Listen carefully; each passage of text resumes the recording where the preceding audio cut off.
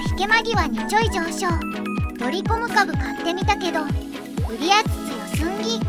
そんな中グロースにてストップ高をつけた銘柄に注目なのだ。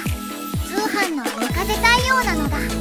生産者から直接食材を購入できるポケットマルシェが人気なのだ。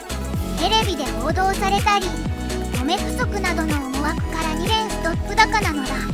上場1年目で快進撃なのだ。ここで謎かけを一つ。